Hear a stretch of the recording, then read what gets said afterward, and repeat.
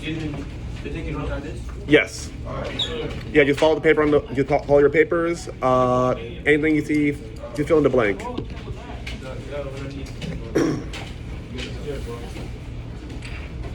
All right.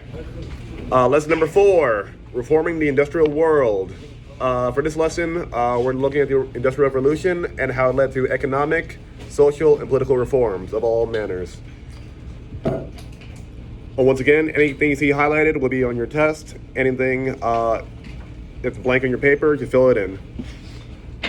And make sure you listen while I speak. The philosophers of the Industrial Revolution. During this era, they believed in something called laissez-faire economics. This is an economic policy where they believe that the government shouldn't interfere with big business. You should not interfere with big business. The term laissez-faire is a French term that means "let's do," which is pretty self-explanatory.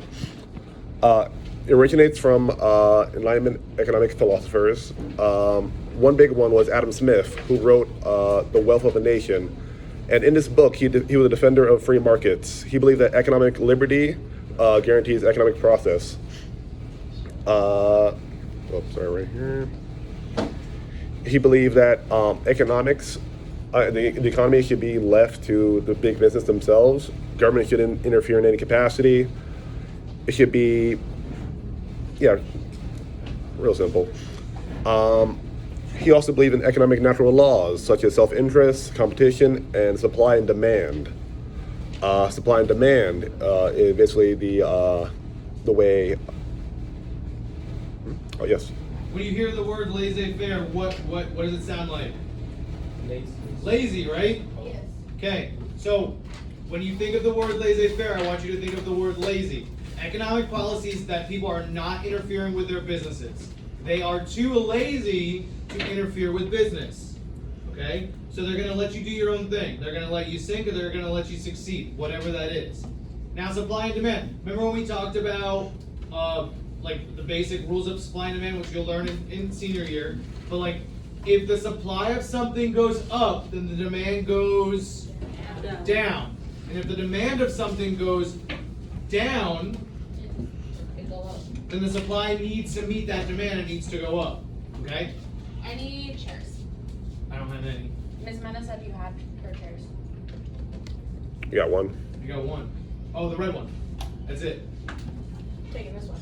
You can have more than one now. Okay? That's it. I'll interfere when I need. No, I don't mind. Where was I? All right, as the population grows, there'll be more demand for goods, and that'll increase supply, of course. So the more people grow, the more population booms, the more stuff is able to be made and able to be sold. Let's see. Another economist during this era was Thomas Malthus and David Ricardo. They boost the idea of laissez-faire capitalism. And another keyword we have here is capitalism. Capitalism is a system of privately owned businesses seeking profit. This is what we see every single day, like McDonald's or your own individual businesses you may have in your everyday lives. Malthus believes that as the population grew, he believed that the population grew faster than the food supply.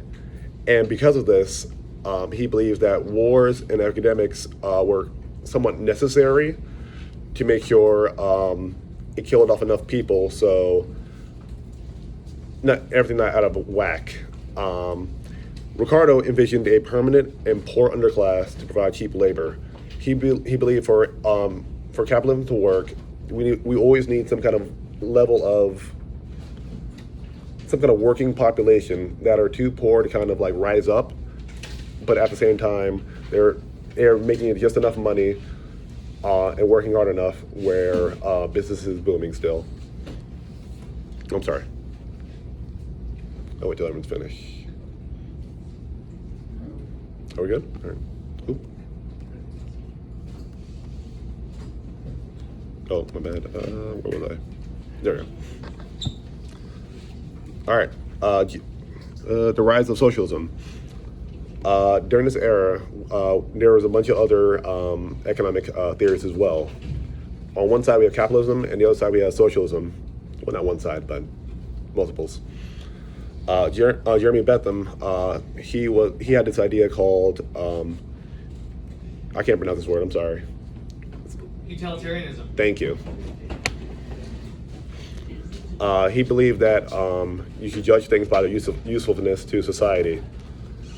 He also argued that the government should try to promote the greatest good for the greatest amount of people, and individuals should be free to pursue whatever they want in terms of economics without interference from the state itself. Oops. My bad. How do I do this? I'm sorry. You guys got all that for socialism? Yeah. No. All right, so I'm gonna butt in again. So we have a capitalistic society, okay? So companies like Walmart and companies like Target and companies like Starbucks, okay? They are for-profit businesses, all right? So they make money off of your patronism. When you go there and you're a patron and you buy their product, you are not helping out the person serving you. You are helping out the company. So keep that in mind. All right. John Stuart Mill's favored regulation to help workers and spread wealth.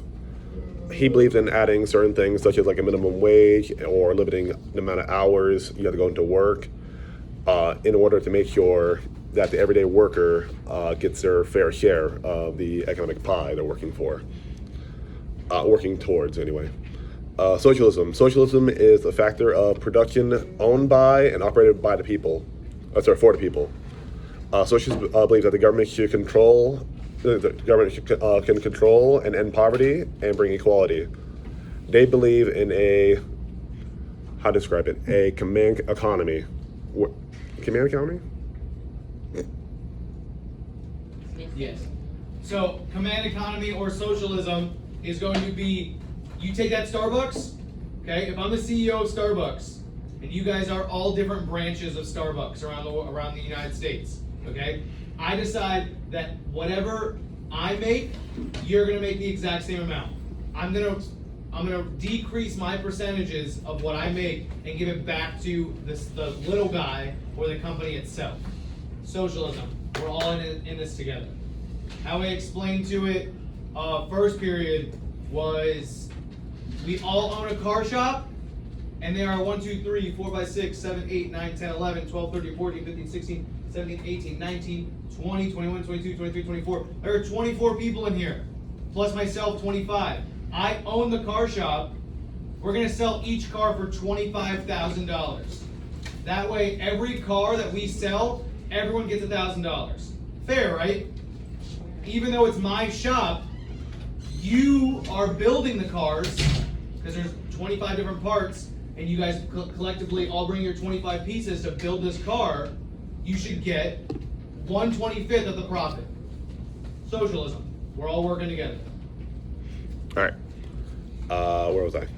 Utopianism. Robert Owens was a factory owner, and he believed in improving workers' condition by renting out to his employees, and making things better in the factories for them. And eventually, in 1824, he founded a utopian community known as New Harmony, Indiana, where he provided free schooling for children. He added regulations such as kids under 10 could not work in the factory, and with this experiment that he had only lasted 3 years, but his ideas and this little society provided inspiration for other people throughout history as well. Marxism. This is radical socialism, so this is more to the left of. I love Karl Marx. No. So yeah, all you do. But Karl Marx is my guy, so definitely remember him. All right, Karl Marx. He was a German journalist who proposed this idea. Another guy as well who worked on the same ideas was Frederick Engels. They both believed that society was divided into two warring classes. There was the bourgeoisie, who was on top. These are the capitalists who have everything, and the have-nots, which were known as the proletariats. And he believed that eventually the working class will overthrow these owners to make sure they have a better share of the economy, because especially during this time, there's a lot of economic inequality where, like 1% of people owned a lot of the wealth, and everyone else was dirt poor. Oh, you need to go back? Yeah. Gotcha.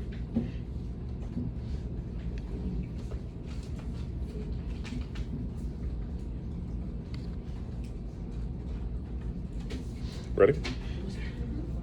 All right. Also, he wrote these ideas in a book called The Communist Manifesto, where he argued that human society has always been in this kind of back and forth between the ones who have the bourgeoisie and the proletariats.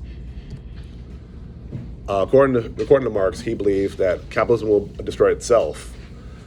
He believed that inequality would cause workers to eventually revolt and seize the factories and mills, and institute a new society called communism, where people own and share the means of production. These ideas will later take root in China, Cuba, and Russia, and today. This is where a lot of people get their economic ideas from. There's always like capitalist and communist. When we think of communism, we usually associate it with it being. Hello? When we think about communism, we usually associate it with good or bad. Bad. Why? So I kind of see it as a form of slavery. Because it could be seen as a form of slavery. Yeah, because it says a society where people own, so like you're trying to be. Yeah, where people own though. Yeah. Oh. So you, okay, ready? I'm gonna start my own country, and you 25 are gonna be it. Okay? You guys are going to own the country. You guys are gonna own the means of production. You guys are gonna own the food that comes out of our country. You guys are gonna be part of the government. Okay? I'm just gonna run the government. Fair? I'm gonna be the figurehead, if you will. Now the problem with communism is that there's always a leader who is selfish, because human nature, we are selfish. Okay? We have Russia with Stalin, we have China with Mao Zedong, and we have Cuba with Fidel. Okay, all of those people are inherently selfish and they're looking for each other, but then they turn around to the people and go, I'm doing this for you. This is all for you. So that's why communism is seen as a bad thing. Communism in theory is one of the best things imaginable.